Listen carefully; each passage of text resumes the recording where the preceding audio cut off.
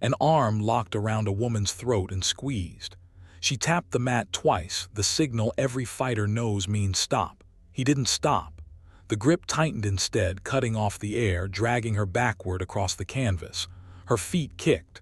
Her hands clawed at his forearm. Nothing moved him. He leaned close to her ear and whispered something only she could hear, told her to remember her place. The room full of students watched and said nothing. Not one of them stepped in. When he finally let go, she dropped forward onto her hands and coughed. This was Delia Vance, 40 years old, a widow who came here to feel strong again. She stood up slow, said not one word, and walked out to her old dog in the dark. What rolled up outside that academy the next morning would freeze everyone inside. Stay with me on this one. Delia Vance had buried her husband a little over a year before any of this. His name was Rourke. For 22 years he rode with the Hells Angels out of the Central Valley, and when the cancer came, it came fast. 4 months from the first cough to the last breath. She sat next to that hospital bed the whole way through and never once let him see her cry. That was the deal they had. He stayed tough for her. She stayed tough for him. Then he was gone and the house went quiet in a way she couldn't stand. Delia didn't fall apart. She didn't drink. She just got small. She started locking the doors twice. She started watching the space behind her in parking lots, keys pushed between her fingers. A woman alone at 40 in a valley town learns to feel who's walking too close. And she hated that feeling more than anything. For 22 years she'd been married to a man nobody in Fresno dared to touch. Now she flinched at shadows in her own driveway. So she decided to do something about it. She wanted to feel strong again. Not protected, strong. There's a difference, and she knew it. That's how she found the Iron Gate Martial Arts Academy, tucked in a strip mall off Blackstone Avenue between a nail salon and a check-cashing place. Clean mats. Big mirrors. A row of trophies by the door. She paid for 3 months up front and signed the waiver with her maiden name out of habit. Nobody asked about her husband. Nobody asked about anything. That suited her fine. She brought the dog with her every night. Cinder was an old Rottweiler, 12 years old, gray coming in around his mouth. Rourke had raised that dog from a pup, and after the funeral Cinder wouldn't sleep anywhere but the foot of Delia's bed. She couldn't leave him home alone at night. He'd howl. So she'd chain him to the steel post outside the academy near her car, and he'd lie there patient in the dark for the whole hour, waiting for her to come back out. People walking by gave him a wide berth. He never barked. He just watched the door. Inside, the adult sparring class was run by a man named Trevor Kessler. Trevor was 31, a degree black belt, and he wanted everyone to know it. Big through the shoulders, shaved head, a voice that carried across the room whether he meant it to or not. He'd won some regional tournaments a few years back and he never stopped talking about them. The younger students worshipped him. The older ones learned to stay out of his way. Here's the thing about a man like Trevor. He didn't pick on the strong ones. He picked on whoever he figured couldn't push back. And the first time he saw Delia Vance, a quiet 40-year-old woman in a plain gray shirt, standing at the edge of the mat not saying much, he figured he had her measured in about 2 seconds. He was wrong about that, but he didn't know it yet. The first few weeks Delia kept to herself. She learned the footwork. She drilled the escapes. She was stiff at first, then less stiff. Her body remembered things she didn't know it knew. Rourke used to spar with her in the garage years ago, half joking, and some of that came back. She wasn't fast. But she was steady and she didn't panic and she took a hit without folding. Trevor noticed that, and for some reason it bothered him. Maybe it was that she never laughed at his jokes. Maybe it was that she looked him in the eye instead of down at the mat like the new ones usually did. Whatever it was, he started riding her. Little things. Correcting her stance when it was already fine, calling her sweetheart in front of the class, telling her maybe she'd be more comfortable in the beginner's session with the teenagers. Delia didn't rise to it. She just nodded and kept working. That bothered him more. You have to understand what a place like that runs on. Respect flows one direction. The black belt is king of the mat, and nobody questions the king. The owner, a decent enough man named Ray Asuna, stayed in his office most nights doing the books and let Trevor run the floor. As long as the class stayed full and nobody got hurt bad enough to sue, Ray didn't ask questions. So there was no one to step in. No one whose job it was to say, "Hey, ease off." Trevor had all the power in that room and a quiet woman who wouldn't fight back, and week by week you could see him deciding to use it. Delia felt it coming. She'd lived around dangerous men her whole adult life.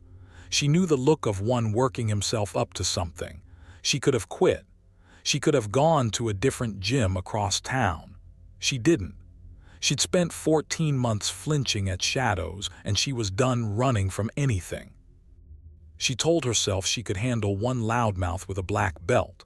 What she didn't count on was how far he'd take it. It happened on a Tuesday night. The class was full, maybe 14 people on the mat. Trevor was in a mood from the start. Somebody had beaten his tournament record at a meet that weekend, and he came in short and mean, looking for somebody to take it out on. He paired everybody up for live rounds. Then he looked across the room at Delia and smiled. "You're with me tonight," he said. "Time we see what you've actually got." The room went a little quiet. Everybody knew what that meant. Rolling with Trevor wasn't sparring. It was a lesson in knowing your place, and he handed those lessons out like candy. Delia stepped to the center. She touched gloves with him. She kept her hands up and her chin down just like she'd been taught. The first exchange, he took her down easy, swept her leg and put her on her back and let the class see it. He didn't have to. He was 30 pounds heavier and 15 years younger and a lifetime more trained. But he wanted the audience. "Come on," he said, standing back up, bouncing on his toes. "You came here to get strong, right? Get up." She got up. He took her down again, this time harder. Her shoulder hit the mat and a jolt ran up her neck. She heard a couple of the younger guys laugh. Trevor grinned at them. The third time he got behind her. Now, anybody who's trained knows the rear naked choke. It's the most controlled submission there is. You slide your arm under the chin, lock it in, and you squeeze the sides of the neck. Done right, it's not even painful. The person taps, you let go, everybody's fine. It's the most routine thing in the gym. He sank it in clean. His forearm slid under her jaw and his other hand locked the grip behind her head. Delia felt the pressure come on. She stayed calm. She knew this one. She reached for his arm, tried to peel a finger loose, felt him too strong for it. Fine. No shame in tapping. That's what tapping is for. She brought her hand up and slapped the mat twice. Clear. Firm. The universal word for stop. He didn't stop. For half a second she thought he just hadn't felt it. She tapped again, 3 times, hard against his forearm this time so he couldn't miss it. He squeezed tighter. That's when she understood. This wasn't a mistake. He'd felt every tap. He was choosing to ignore them. The pressure went from uncomfortable to something else. The blood stopped moving in the sides of her neck. Her vision started to close in at the edges, gray creeping in like a curtain coming down. Her legs kicked out on their own. Her hands clawed at his arm and got nowhere. And through all of it, he leaned his mouth down close to her ear so only she could hear it, and he said the thing. "Don't forget who I am. This is my house. You remember your place in it." 14 people watched. Not one of them moved. A couple looked at their feet. One kid had his phone half up like he might film it and then thought better of it. Ray never came out of the office. The king was teaching a lesson, and nobody in that room had the spine to tell him to stop. Delia's arm went heavy. The gray got darker. She was maybe 3 seconds from going out cold. Then, right at the edge, he let go. He dumped her forward onto the mat and stood up and shook his arms out like he'd just finished a good workout. Delia dropped onto her hands and knees, coughing, the air tearing back into her whole throat on fire. Red and purple already blooming up the sides of her neck in the shape of his forearm. "That's enough for tonight," Trevor announced to the room, cheerful now, the meanness worked out of him. Good rounds, everybody. Same time Thursday. He walked off to get his water bottle. Nobody helped her up. Delia knelt there a long moment, getting her breath back, her eyes watering, not from crying, from the choke. Then she stood up, slow, steady. She rolled her mat. She walked to the wall and picked up her bag. She didn't look at Trevor. She didn't look at any of them. She walked out the front door into the dark, and there was Cinder up on his feet the second the door opened, tail going, that old gray face happy to see her the way it was every single night. She unclipped his chain. She knelt down and put her arms around his thick neck and stayed there a while, and the dog leaned into her and didn't understand and didn't need to.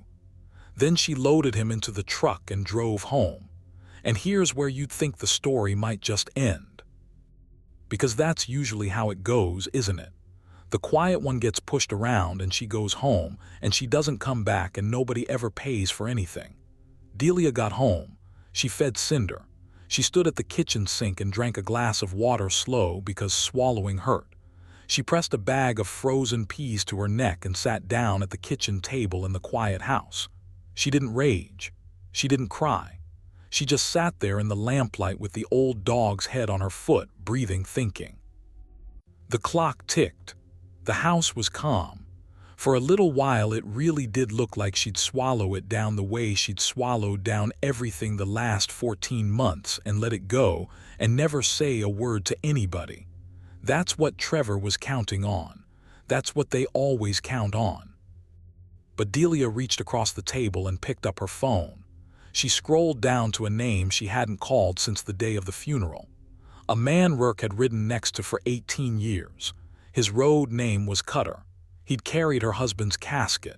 He'd told her that day, gripping both her hands, anything, any hour you call me and I come. That's not a nice thing people say at funerals, Delia. From me it's a fact. She'd never used it. She hadn't wanted to be the widow who leaned. But she sat there with the peas against her neck and the marks of another man's forearm coming up dark on her skin, and she thought about how Trevor had leaned down and told her to remember her place. She pressed call. Cutter picked up on the second ring. Delia, just her name, warm, surprised. Cutter, she said. And then her voice caught just slightly, the first crack in 14 months. I need to tell you about something that happened tonight. And I need you to promise me nobody throws a punch. There was a pause on the line. Tell me, he said. And she did, all of it, the taps, the choke, the words in her ear, the 14 people who watched and did nothing. When she finished, Cutter was quiet a long moment. When he spoke again, his voice had gone flat and even, which anybody who knew him knew was far worse than shouting. Nobody throws a punch, he said. You have my word. We're not going to lay a finger on him, a beat. We're not going to need to. Now here's the thing about the Hell's Angels that people who only know them from movies don't understand. The real weapon was never the fists. Anybody can throw a fist. The real weapon is that they show up, together, silent, and they don't leave until a thing is made right. The next morning was a Wednesday. Iron Gate opened at 10. At 9:45, the first engine came down Blackstone Avenue, then another, then 4 more. Then a sound like slow thunder rolling in off the valley, and a line of Harley-Davidsons came around the corner one after another, and pulled up in a row along the curb outside the academy.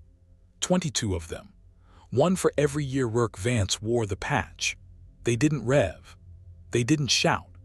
They rolled in slow, backed the bikes to the curb in a neat line the way they do, and shut the engines off one at a time until the street went dead silent. Then the riders got off and they stood, arms crossed, facing the glass front door, waiting, leather cuts, the winged patch, gray beards and young ones both. They didn't block the sidewalk. They didn't break a law. They just occupied that stretch of Blackstone like it belonged to them, and they looked at the door and they waited for it to open. Inside, the morning kids' class froze at the window. Ray Osuna came out of his office to see why his students had stopped moving, looked through the glass and felt his stomach drop through the floor. He'd grown up in the valley. He knew exactly what he was looking at. You didn't have to explain it to him. Ray pushed the front door open carefully, both hands showing, and stepped out onto the sidewalk. "Morning," he said. "Can I help you gentlemen with something?" Cutter looked at him for a 3 count. "You had a woman train here. Delia, 40, quiet, keeps to herself. Brings an old Rottweiler and chains him up right there." He nodded at the steel post. "You know the one." Ray knew the one. "Her husband was Rourke Vance," Cutter said. "He rode with us 22 years. He's gone now, so she's ours. You understand what I'm telling you? That woman is family to every man standing on this street." He let it sit. "And one of yours put his hands on her last night and wouldn't let go when she tapped. Choked her half out. Told her to remember her place." His voice never rose. "So we're going to stand here real polite until he comes to work. And then he and us are going to have a conversation." Ray felt sick. Because he'd let Trevor run that floor for 2 years and never once walked out to watch.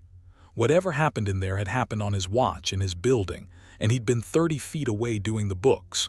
Word travels fast. Somebody inside called Trevor. Somebody always does. And here's the moment it all turned, because when Trevor's phone rang and a scared voice told him there were 20-some bikers standing outside the gym asking for him by name, Trevor laughed. He actually laughed. Because Trevor Kessler had spent his whole life being the biggest, hardest man in every room he walked into, and he could not imagine, could not physically picture, a world where that wasn't true. Bikers. He'd chewed up tough guys on the mat his whole career. He told the kid on the phone he'd be right down. Said he'd handle it. Said somebody was about to learn a lesson. He had no idea. None. If you've ever been pushed around by somebody who was sure they'd never answer for it, and I think a lot of you have, then stay with me, because this next part is the whole reason I wanted to tell you this story. And if you're already with me, do me a favor and hit that subscribe button, because this channel runs on people who believe the quiet ones deserve their due. Now, back to Trevor, who was about to make the worst drive of his life. Trevor's truck pulled into the lot 20 minutes later. He got out slow on purpose, chest first, doing the walk he did across the mat. 22 men watched him come, and not one of them so much as uncrossed their arms. That should have told him something. It didn't. "Somebody looking for me," he said loud to the whole line of them. "Heard there's a bunch of you out here got a problem, so let's hear it." Cutter stepped forward just one step. "You Kessler, that's me.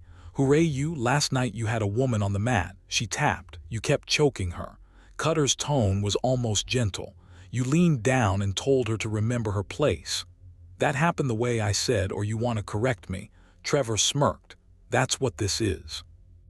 Some lady got her feelings hurt in a sparring class and calls her. What, her biker boyfriend?" He looked down the line, playing to a crowd that wasn't laughing. "It's a fight gym, man. People get choked. She doesn't like it. She can find another hobby."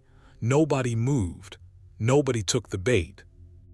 And slowly, standing in that wall of silence with not one man rising to him, Trevor started to feel, maybe for the first time in his adult life, outnumbered in a way his muscles couldn't fix. "You're going to want to listen now," Cutter said, "because I'm only going to explain this once, and you're going to want to have heard it." That's when the truck door opened across the lot and Delia stepped out. She had Cinder on a leash. The bruises on her neck had gone deep purple overnight, 4 fingers and a thumb, plain as a brand in the morning light. She walked across the lot slow and steady, the old Rottweiler at her side, came and stood next to Cutter, and she looked Trevor Kessler dead in the eye. The whole street was quiet. Even the traffic seemed to hush. "Say it again," Delia said. Her voice was rough from the choke, but it didn't shake. "What you said in my ear. Say it out loud in front of everybody. Since it was so important, I remember it." Trevor's mouth opened. Nothing came out. "You said, 'Don't forget who I am,'" Delia said. "You said this is your house and I should remember my place." She took one step closer. Cinder came with her. "So let me tell you who I am, since you wanted so bad for me to know who you are. My name is Delia Vance. My husband was Rourke Vance." He buried men and he buried friends, and he never once in 22 years raised a hand to me. Because a man who has to choke a woman to feel big isn't a man at all. And every one of these people standing here would have carried me out of any fire in this world. That's who I am. She let it hang. You choked a 40-year-old woman past the tap to feel like a king in front of a room of kids, she said. Now you know who was watching. Trevor looked around the line of faces. He looked for Ray, for backup, for anybody. Ray was standing in his own doorway with his arms folded, and Ray shook his head slow, and that was the moment Trevor understood he was completely, totally alone. Then came the part nobody threw a punch for. Cutter reached into his cut and pulled out a phone. One of your students got the whole thing on video, he said. Sent it to Delia this morning, ashamed of himself for not stopping it.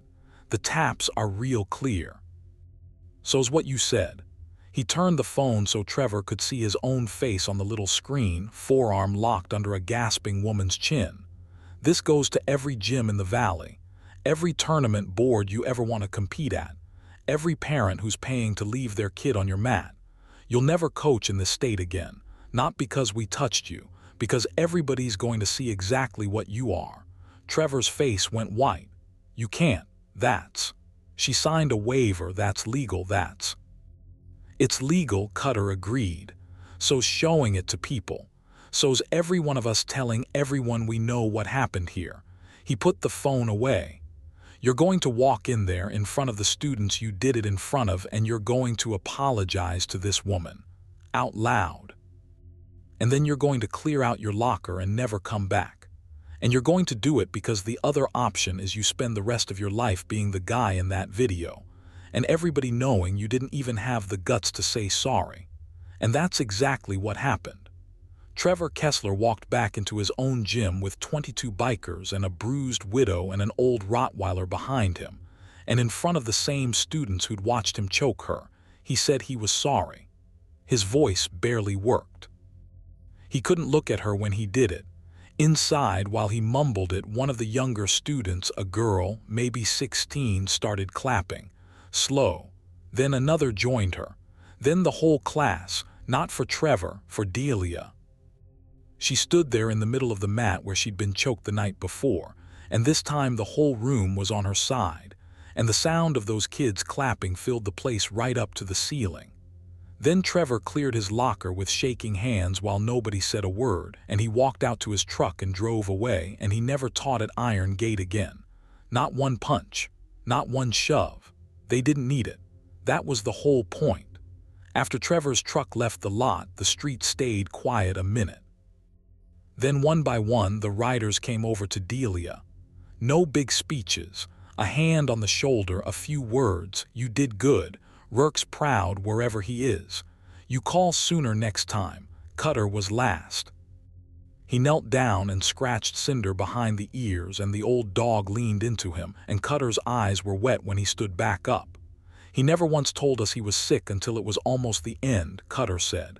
Same as you. Never wanted anybody to carry a thing for him. He shook his head. You two were built the same. Don't do that to us again, Delia. We're still here, all of us. That doesn't stop because he's gone. She nodded. She couldn't say anything just then. She didn't have to. They rode out the way they came, slow and loud, and the sound of it rolled down Blackstone and faded, and Iron Gate was quiet again. Now here's what surprised everybody, including Delia. She didn't quit. Ray Osuna came out to her truck before she left. He stood there twisting his hands, and he told her he had no excuse, that he'd handed his floor to a bully and hidden in his office, and it had cost a good woman something she never should have paid. He said he'd understand if she wanted her 3 months refunded and never came back. Delia looked at him a while. Then she said she didn't want a refund. She wanted to keep training.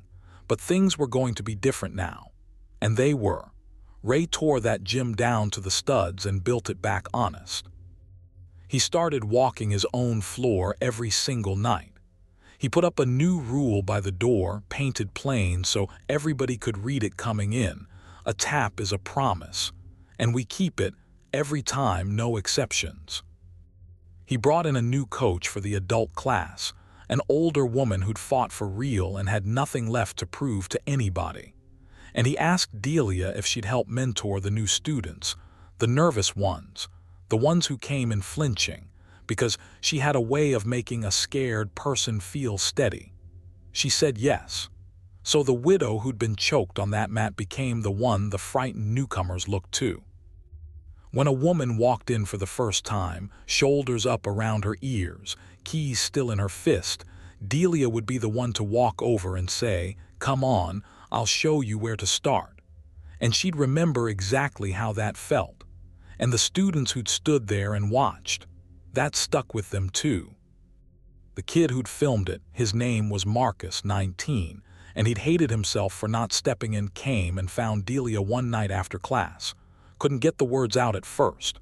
Finally, he just said he was sorry, that he should have done something, that he'd never freeze like that again. Delia told him the truth. She told him most people freeze the first time they see somebody with power do something ugly. That the test isn't whether you freeze, it's what you do after. And he'd done the right thing after. That video was the only reason any of it got made right. He teared up. He trained there for years. He never froze again.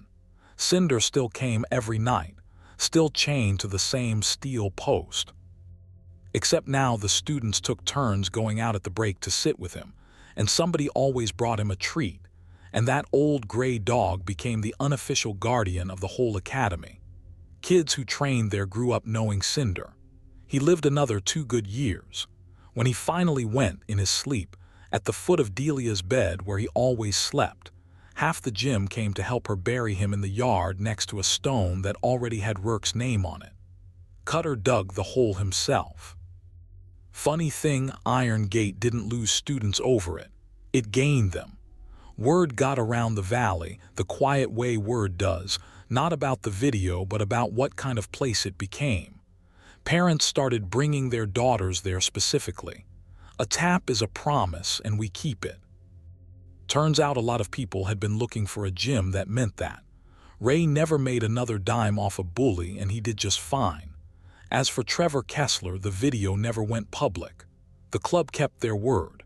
As long as he stayed gone and kept his mouth shut, it stayed buried. And it did stay buried because Trevor never said one word about any of it to anybody, ever again. Last anybody heard, he'd left the valley altogether. Some men, when they finally meet the one room they can't bully, they don't get bigger. They get small and they disappear. That was him. You want to know the thing Delia held onto out of all of it? Not the bikes, not the apology, not even the look on Trevor's face when he understood. It was that she never threw a single punch either. She walked into that place a woman who flinched at shadows in her own driveway, looking to feel strong again. And she found out that strong was never about being the hardest person on the mat. Trevor was the hardest person on the mat. Look how that ended for him. Strong was standing in a lot on Blackstone Avenue with a bruised neck and a steady voice, telling a man exactly who she was, and meaning every word. She'd sat by a hospital bed for 4 months and never let her husband see her cry. She'd carried 14 months of quiet grief without leaning on a soul. And when a man finally pushed her too far, she didn't scream and she didn't swing. She picked up a phone and she called her family and she let them stand beside her. That's the whole story. A black belt choked a quiet widow and told her to remember her place. And the people who loved her husband made sure that place turned out to be right in the middle of them, standing tall, exactly where she belonged. Don't forget who she was. Trevor never will.